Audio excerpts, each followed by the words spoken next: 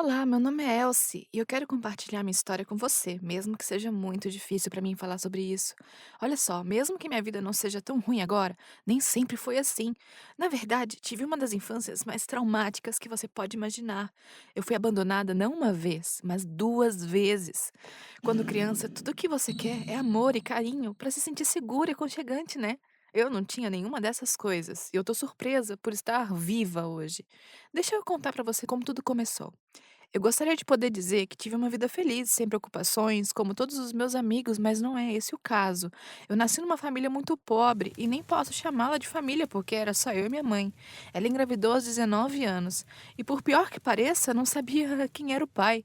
Ela estava morando em uma espécie de abrigo para fugitivos adolescentes e ela mal tinha dinheiro. Um dia, pouco depois de eu nascer, ela me levou para trabalhar com ela. Ela trabalhava numa mercearia como faxineira e naquele dia não era tão diferente dos outros dias, né? Enquanto ela limpava, eu cochilava na sala dos professores. Mas naquele dia em particular, minha mãe fez uma coisa terrível que ninguém poderia fazer por um filho. No final do turno dela, ela me colocou numa prateleira e depois desapareceu. É isso mesmo. Ela simplesmente me abandonou em uma mercearia na prateleira ao lado da caixa de sucrilhos. Ela simplesmente me abandonou em uma mercearia. Você pode imaginar como eu descobri que mais tarde a sua mãe acabou te deixando numa prateleira do lado da caixa de sucrilhos? É claro que eu era jovem demais para me lembrar disso, mas, para minha sorte, um homem gentil me encontrou quando estava fazendo compras naquele dia e me levou à delegacia de polícia próxima para me denunciar como um bebê desaparecido. Minha mãe nunca veio me buscar, então eu acabei em um lar adotivo para bebês. Eu estava desnutrida e eu lembro que eu chorava o tempo todo, então nenhuma família adotiva parecia interessada em mim. Acabei passando 2 anos naquele lar adotivo. Minha primeira palavra foi mamãe, e isso partiu o coração de todos lá, né? Eles quase desistiram de me encontrar uma família. Quando um dia uma família local veio visitar e de todos os bebês e crianças de lá, eles me escolheram. Aparentemente, eu fui até a mulher que se tornaria minha mãe adotiva e disse: Mamãe! E foi isso. A decisão dela foi tomada. Ela estava apaixonada. A vida ficou muito melhor depois disso, porque finalmente eu tive um lar e uma mãe e um pai que me amavam muito. Como eu não sabia nada sobre minha mãe biológica, eu nunca causei problemas. Eu era uma boa garota e minha família adotiva era muito generosa. Eu sabia que eles não eram meus verdadeiros pais, mas eu era jovem demais para realmente me importar com isso. Os anos se passaram e logo eu tinha 8 anos. E quando meus pais adotivos me perguntaram o que eu queria de Natal, eu disse a eles que queria uma irmãzinha. Eu até desenhei nossa família como 4 pessoas e era tudo o que eu queria. Todos os meus amigos da escola tinham irmãos e eu senti que também precisava de uma. Minha mãe adotiva chorou quando viu essas fotos que eu desenhei. Ela teve que me sentar e explicar que não podia ter seus próprios filhos porque tinha um problema de saúde. Eu não entendi naquele dia. Mas eu fiz uma birra e disse que se realmente me amassem, eles me dariam uma irmã. Depois desse dia as coisas ficaram um pouco difíceis. Eu comecei a fazer mais e mais birras e eles estavam claramente lutando para me controlar. Até então eu era uma criança fácil, mas quanto mais velha eu crescia, mais eu exigia as coisas. E quando eu era adolescente, eu havia desistido completamente dessa ideia de ter uma irmã. E meus pais adotivos nunca mais mencionaram. Enfim, nosso relacionamento melhorou quando percebi que tinha muita sorte de tê-los por perto. No meu aniversário de 14 anos, os meus pais haviam reservado uma viagem à Disney World para nós, e eu estava tão animada. Eu disse a todos na escola, eu mal podia esperar. Alguns dias antes de a gente voar, minha mãe adotiva me pediu para me sentar e ela estava sorrindo, mas eu percebi que tinha algo acontecendo. O que ela me disse eu nunca vou esquecer. Ela estava grávida, ela disse. Grávida! Eu não podia acreditar. Eu quero dizer, ela não podia nem ter filhos antes. Ela disse que foi completamente inesperado e que foi um milagre. Eu dei um abração nela e nós duas choramos um pouquinho. Foi uma notícia tão feliz para nossa família, especialmente depois de termos desistido de tudo, e isso se tornar realidade, né? Depois que a gente se abraçou, ela disse que não seria capaz de voar, mas que meu pai me levaria para Disney World. Fiquei decepcionada, mas disse que estava tudo bem. E, enfim, ela acabou tendo uma menina. Eu finalmente consegui aquela irmãzinha que eu sempre quis, mesmo que fosse 6 anos depois. No começo as coisas foram ótimas. Eu ajudei muito minha mãe e minha irmã Eve era tão fofa. A diferença de idade entre a gente era grande, mas nunca me incomodou. E em breve seria meu aniversário de 15 anos. E eu perguntei à minha mãe adotiva se eu poderia ter uma festa em casa. Ela disse que sim. Daí eu comecei a fazer os planos. A gente ia ter churrasco, uma festa na piscina. Seria épico. No dia anterior, eu perguntei à minha mãe se a gente deveria fazer as compras para comida, né? E ela apenas me encarou, confusa. Comprando comida? Ela disse. E eu corri atrás dela e disse: "É, no meu aniversário". Seu rosto ficou vermelho e eu sabia que ela tinha esquecido. Ela tinha esquecido que amanhã era o meu aniversário e ela nem se importava. Ela poderia ter apenas se desculpado e me levado direto para as lojas, mas ela disse: "Desculpe, Elsie, mas você terá que cancelar a festa. Eve é apenas um bebê e ela não pode tirar uma soneca se você e seus amigos estiverem aqui". Então ela me pediu para deixar ela e Eve sozinhas um pouco para poder fazer Eve dormir. Foi quando eu fiquei perdida. Eu nem tinha percebido o quanto ela estava me negligenciando até aquele momento. Durante meses, eu andava na ponta dos pés com ela e Eve, e agora ela não apenas tinha esquecido meu aniversário, mas também estava agindo como se fosse apenas um inconveniente. Eu entrei no quarto de Eve e comecei a gritar com ela: "Como você se atreve a esquecer o meu aniversário e depois me diz que não posso fazer minha festa? É meu dia amanhã, não de Eve. Tudo que você gosta é Eve isso, é Eve aquilo. Poxa, e quanto a mim? Você não se importa comigo? Eu estava aqui primeiro". Eu esperava que ela se sentisse mal e pelo menos viesse me abraçar e pedir desculpa, mas ela apenas olhou para mim e disse: "Como você se atreve a falar sobre meu filho assim?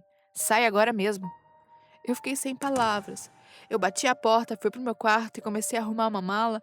Eu não sabia para onde estava indo, mas sabia que não podia estar naquela casa deles, nem mais um segundo. Eu não pertencia aqui. Minha mãe adotiva deixou isso muito claro. Bem, se ela não pensasse em mim como filho, eu também não ligaria mais para ela como mãe. Eu desejava mais do que tudo que eu pudesse encontrar minha mãe de verdade. Daí girou a chavinha. Eu podia voltar pro centro de adoção e pedir os detalhes da minha mãe de verdade. Eu evitei de fazer isso todos esses anos porque nem sabia se ela ainda estava viva e estava com muito medo de descobrir. Mas agora, era agora ou nunca. Minha mãe adotiva nem me ouviu sair de casa. Boa viagem para ela, pensei comigo mesma. E quando eu cheguei no centro de adoção, eles estavam muito relutantes em me dar o número da minha mãe, mas eles viram que eu estava em um estado ruim. Aí eles entregaram. Essa ligação foi a mais difícil que eu já fiz e, ao mesmo tempo, a mais fácil, porque eu esperei 15 anos para encontrá-la. Ela ficou tão chocada de ouvir minha voz que apenas começou a chorar. Ela disse que viria me buscar na hora. Daí, quando ela entrou, eu apenas olhei. Eu não podia acreditar que essa era minha mãe. Ela era tão jovem, tão magra. O caminho de volta para casa dela foi um pouco estranho. O que você diz para alguém que você não conhece, mas que na verdade é sua mãe? Ela parecia legal, no entanto. E era difícil para mim acreditar que ela tinha me abandonado no nascimento, gente. Meus pais adotivos me disseram que ela era muito jovem e não estava no estado mental certo para me manter, e que ela não tinha outra escolha. Eu não estava tão brava com ela, não, eu só queria conhecê-la. Quando a gente chegou na casa dela, eu não fiquei realmente surpresa em saber que era só um trailer. Mas só porque ela não tinha muito dinheiro, não significava que não poderíamos ter uma vida agradável juntas, né? Minha mãe foi tão acolhedora, ela me arrumou uma cama no seu sofá e fez espaguete pra gente.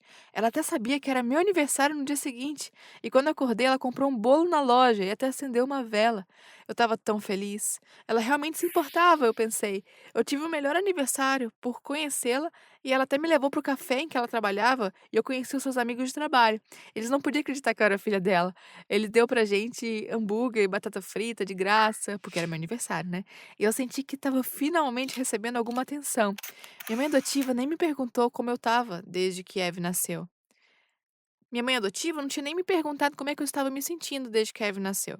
Bom, as próximas semanas passaram com um borrão. O centro de acolhimento disse aos meus pais adotivos que eu estava de volta com a minha mãe, e o Eric, que trabalha no centro, foi buscar minhas roupas e outras coisas para mim.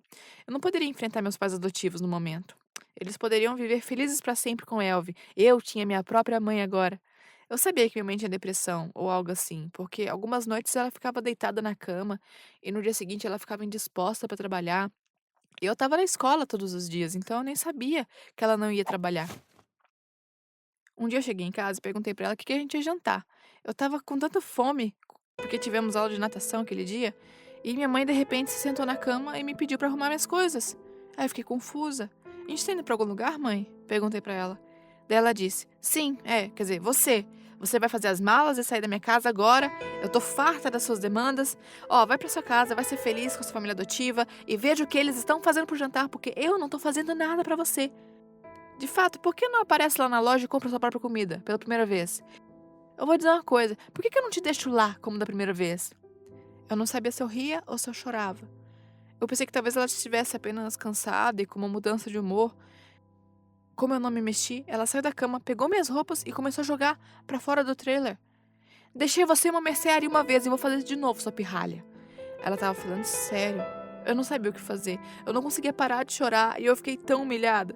Eu pensei que ela tinha me deixado porque era muito jovem. O que ela estava falando sobre uma mercearia? Ela me abandonou em uma mercearia? Peguei minhas roupas e comecei a correr. As lágrimas saíam do olho e eu não parava. Até estar longe o suficiente do estacionamento para não vê-la mais. Minha mãe não me amava, nem um pouco. Ela não se importava comigo quando eu nasci e ela não se importa comigo agora. Eu sabia o que eu tinha que fazer. Eu peguei meu telefone, liguei para a única pessoa que não tinha me abandonado.